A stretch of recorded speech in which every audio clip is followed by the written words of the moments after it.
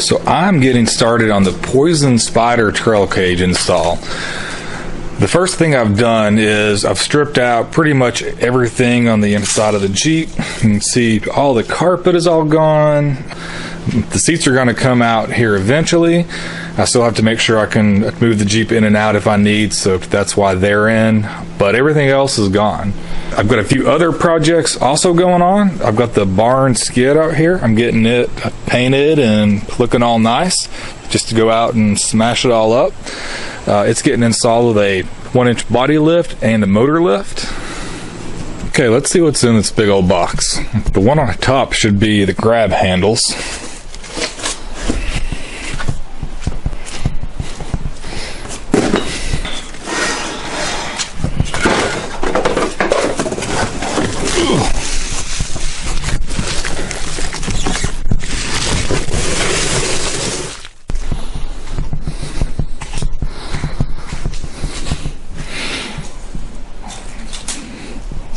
That was easy.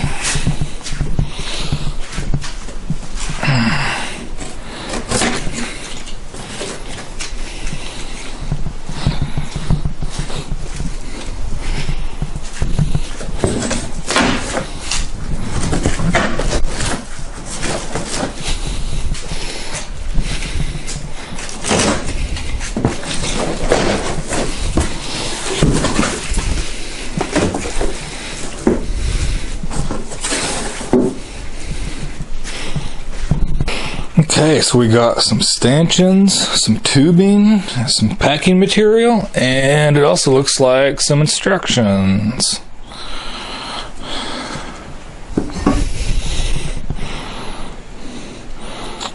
So my tubing looks pretty good.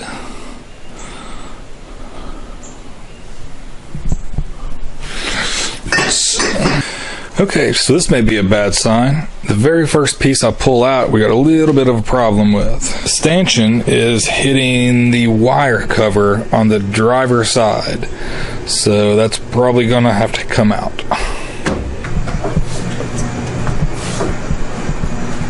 So I had to call in the reinforcements here.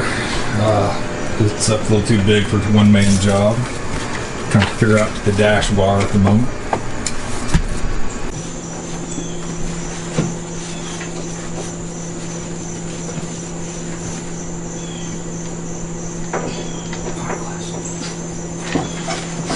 I think you're shooting all the sparks up, so it shouldn't be that. Yeah, this is going to go down though. Oh, yeah.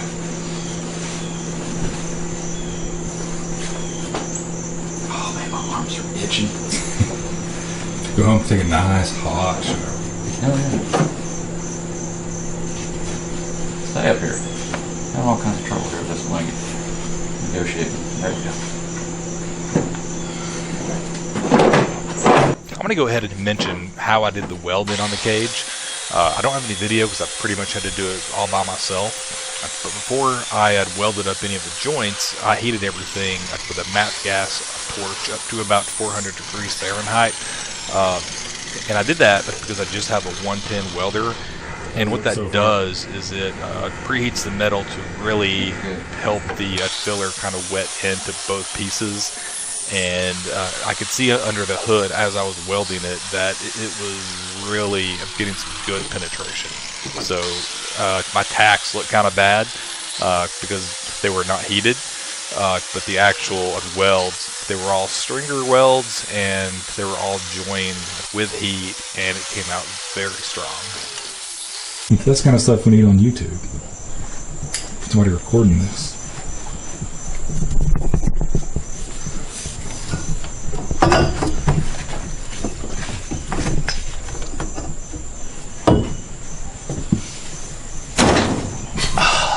YouTube. That one. I don't know why you ain't got the Jeep outside, Ty.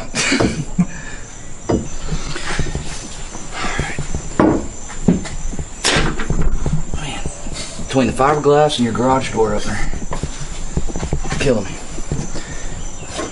You might want to put that right. I'm gonna need that, but it's important to always have the flammable stuff really close to the flames. Yeah, and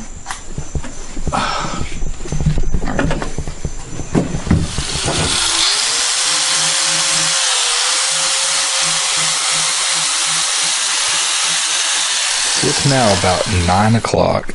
We started at 3 o'clock or so. It only took about 3 hours to get to this point. We had the cage in the Jeep.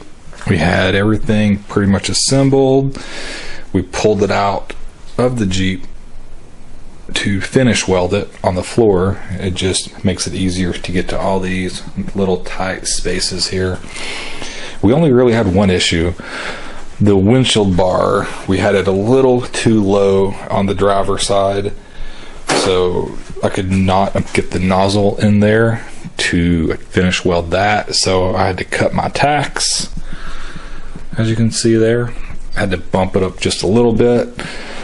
I need to finish weld that, and that will be the last thing that I have to finish weld. Oh, I have to put the handles on that go from here to up here. I'm going to mention I'm not a welder.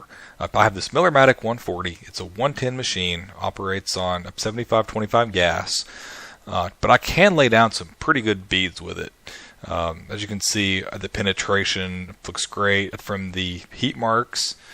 My starts and my stops aren't as clean as I would like, but it's hard doing round tubing. Some of my beads aren't the best, but I could see under the hood.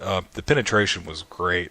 Both sides were really wetting into the material, so I don't have any issues with strength at all. It should be fine. Okay, so it is now 11 o'clock on the dot. This is where we are at. We have everything finish welded. We have the first light coat of bare metal primer on. Gonna wait for this to dry. Probably gonna go to bed, finish it in the morning. I have to get this all done by Tuesday as my help is going out of town. So that is where we are at. One more coat of primer, let that dry for an hour or so. Come back, hit it with some black, let it dry Monday, most of Tuesday. Then Tuesday night we should have this back into that, and we will take it on a test drive. So it is now Monday. The cage has been fully primed, sanded, painted, looking pretty good. I've got it sitting out in the sun to dry, and also to hopefully spot any thin spots. When I did my last cage on the Rubicon, it's surprising, if you don't put it in the sun, you're not going to see everything in a garage that's not super well lit. So on my last cage, I figured out if you don't have it in the sun, it's hard to see everything that you missed in a garage that's not very well lit. So I've got it in the sun, and I've got the LJ out here looking like an old CJ at the moment. So hopefully later today we'll get the cage back on the Jeep, and then we got a body lift in here somewhere to put on, and a skid plate to put on, and a few other doodads, and hopefully we'll be back on the trail this weekend. If you have ever tried to put a cage in a Jeep or take one out, you know that the B-pillars get stuck as you pull them up at the door position. The key is this green strap. If you get it super tight on the B-pillars, like super scary tight on a ratchet strap, it will basically just kind of fall back into place. You have to tilt it a little to the left and a little to the right, but it will usually just kind of drop right back in. It also helps if you're pretty tall to put the cage back in. It's not really that heavy. 2 guys can move it around no problem, as you saw. So now the cage is in, all I have to do is rebuild the rest of the inside of the Jeep, and the body lift, and the skid plate, and the motor lift. So now the cage is back in the Jeep and I'm working on the inside. There's a few things we have to do once we get it all together and get started. The trim on the A-pillar has to be cut out, and that's because of the new A-pillar bar, this one right here. So you'll see what it looks like. Here's a picture of after you cut it out, how it's going to look. Just kind of start small, work your way up. You don't want to cut it too big initially. It's really not that hard. One thing I learned on the old cage, by the way, I want to share with you, is this bolt at the bottom. You do not want to over tighten that, because it will actually start to crush the bottom of the Jeep. So just get it snug, and the nylock will kind of hold it in place. All right, guys, day 4. We are 99.9% back together. There are a few things I'm sure I'm gonna come across as I get the top on and get everything back inside of the Jeep. But we also, in addition to the cage, I also installed the body lift, the motor lift. My helper's out here helping out. Now, normally I go with the Brown Dog motor mounts, but they are like 4 to 6 weeks or something back ordered. So I just went with the JKS spacers.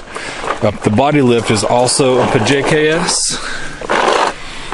I'm hoping the body lift is going to give me a little more clearance on the tires. On my last trip, I jammed the tire up into the fender up here, had to bend it back out. Also, on the body lift, you have to extend the lines on the fuel tank where they go up to the fuel filler neck, right about there. Otherwise, it will crack this piece here. That's really the only kind of gotcha with the body lift. The front is a little difficult if you go on the JKS style. It's got these rubber bouncers. To get them up into the hole, it's a little difficult. Next is going to be the skid plate.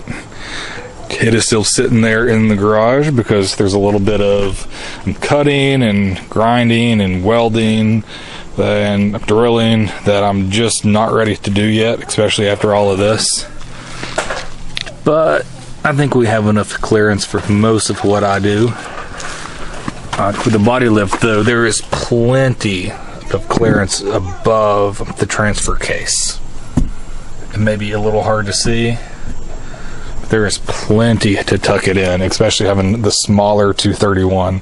The transfer case shifts okay, even with the body lift and the motor mount lift. I want to go to a cable shifter eventually. I'm probably waiting until I do the skid plate. No reason other than I don't want to have to take the skid plate off more than once. One other thing I did, you can't really see it. Yeah, you can. Right there, it's a lift for the steering shaft. It just kind of fixes the geometry when you go to a body lift. But let's get back to the cage. You can see how everything kind of turned out. There's where I had to trim. It looks pretty good. Everything looks pretty good. You have to cut the carpet, which is kind of a bummer, but I think I did a pretty good job on that. I've got to cut the floor mats. Maybe I may go to a different style of floor mat. I've got the WeatherTech, Quadratech, whatever they are. I don't really want to cut those because it kind of defeats the purpose of it. So that's the review of the Poison Spyder cage. If you have any questions, feel free to post below. I will answer that to the best of my ability. When I do the install on the skid plate here in probably a month or two, I'll try to post up a video on that. But until then, I will be out on the trail having a good time in the fall.